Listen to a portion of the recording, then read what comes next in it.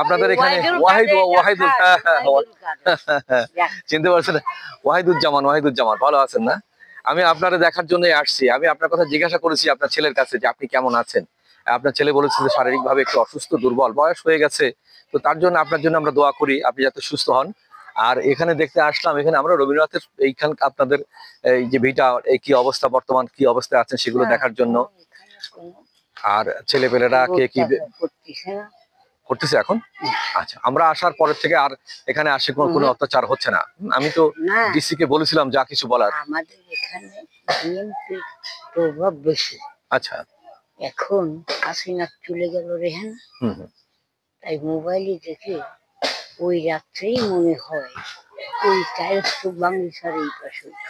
ও, এগুলো ভাঙচুর করছে ওরা এই রাত্রে। তারপরে তাই খুব সাধারণ, আমি থানায় কেস দেব, ফোন করবো। রাইট। তারপরে তো সেকেন্ড অফিসার আসছিলেন, তারপর 4 জন পুলিশ, এখন 2-3 রোজ আছে। আচ্ছা, তা ওনারা তো এই গাড়ির মধ্যে শুয়ে আপনারা বেরোবেন না, আপনারা একটু দেখবেন শুনবেন না নাকি?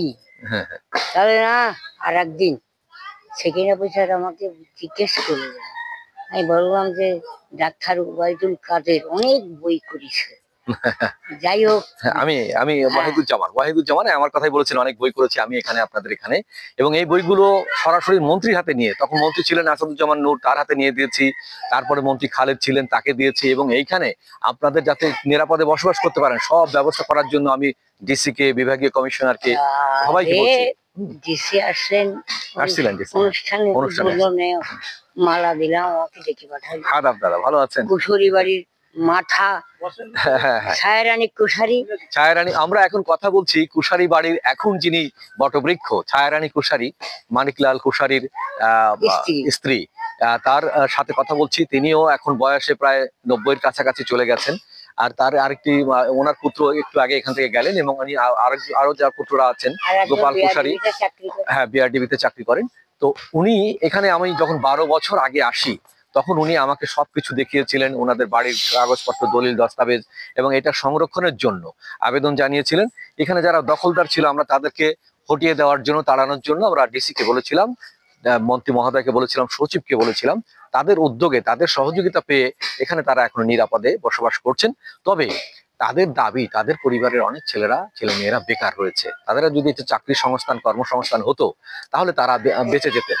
তারা কৃপা প্রার্থিতা না, তারা চায় যে সেখানে, হ্যাঁ, তো আমরা চাই যে এই জায়গাটিতে ওনারা যতদিন আছেন সেখানে একটা নিরাপত্তার ব্যবস্থা করা। এখানে একটি আমাদের প্রস্তাব ছিল যেখানে একটা বিশ্ববিদ্যালয় অথবা সাংস্কৃতিক একটা চর্চা কেন্দ্র, একটা মহিলা বিদ্যালয় এখানে যাতে হয়, হলে এখানে মানুষের শিক্ষা দীক্ষার বিস্তার ঘটবে, সাংস্কৃতিক চর্চার বিস্তার ঘটবে, রবীন্দ্র কেন্দ্রিক একটা লাইব্রেরি, একটা মিউজিয়াম গড়ে উঠবে।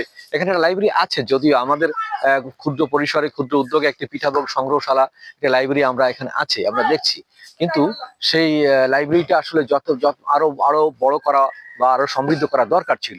তা আমি এখন কাকিমার কাছে আরো জানতে চাইবো যে আপনাদের আর কি কি দাবি, বা আর কি কি হলে আমি দাবি করেছিলাম একটা একাডেমি করার জন্য বিভাগীয় কমিশনার এবং ডিসি সাহেবকে। আচ্ছা, বললো যে আপনার দাবি রাখার চেষ্টা করবো। আর একটু বলেছিলাম, একটু নিচে হতে হয়েছে। আমার একটা ছেলে গোপাল কোর্টে 9-10 দিন, আমার গতবারও রক্ত গেছে গায়ে, হাসপাতালে জ্বরে অকাল, এই মতো অবস্থা সব চালাতে হয় তার।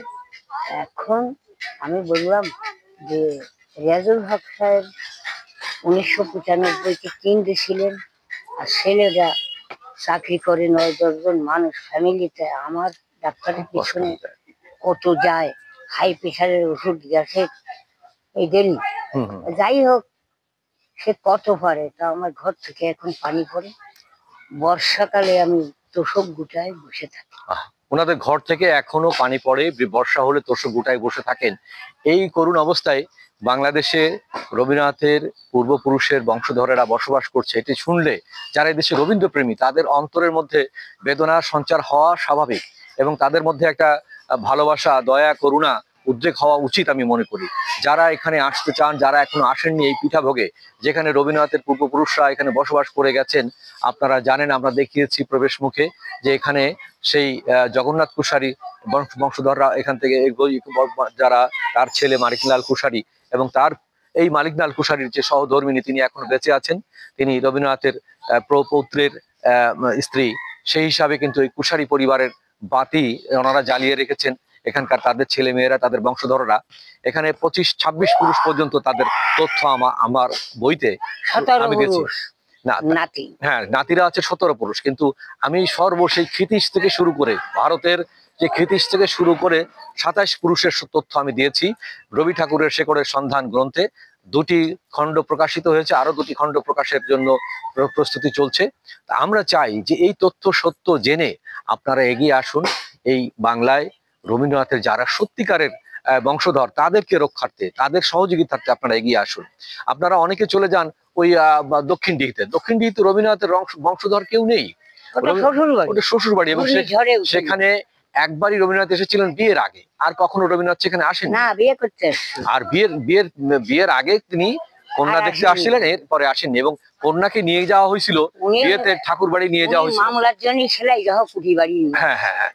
তো এখন আমরা চাই, আমাদের গ্রন্থে এইসব তথ্য দালিলিক ভাবে আমরা উল্লেখ করেছি, আমরা চাই সেগুলো আপনারা জেনে আমি আসুন, আমরা কাকিমার সাথে গিয়ে তার ঘরের কি অবস্থা, তার দিন দিন কিভাবে কাটছে দুর্দশায়, সেটা আমরা আপনাদেরকে দেখালে আপনারা বুঝতে পারবেন।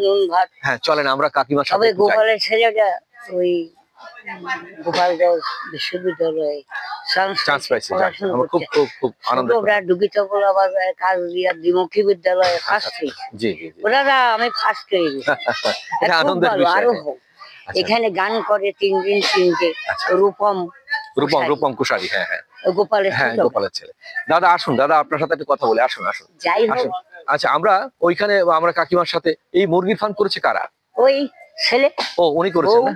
আচ্ছা আচ্ছা, যাক, তাও ভালো। সরাই নেবে। আচ্ছা আচ্ছা, এখানে গন্ধ বাতাস এবং কুশারী বংশের এই যে বাড়ির পূর্ব দিকে যে বড় পুকুরটা ছিল শান বাঁধানো, এটা ওনার দেবর এটা বিক্রি করে গেছে স্থানীয় একজন মুসলিম। পরবর্তীতে আমার ছেলেরাও দিতে বাধ্য হলো, কারণ ওদের সঙ্গে শরীক হয়ে থাকা অসম্ভব, কঠিন, ভদ্রতা বোধ নেই।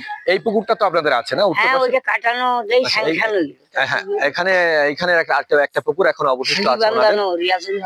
হ্যাঁ হ্যাঁ, তো আসুন আমরা দেখি আমার কাকিমা কোথায় থাকেন, কাকিমার বসত ভিটাটা আমরা দেখাই, এবং কাকিমা খুব উদার মনের, সরল মনের, মাতৃ স্নেহের একজন মানুষ। গোপালের বাবাও খুব সরল ছিলেন।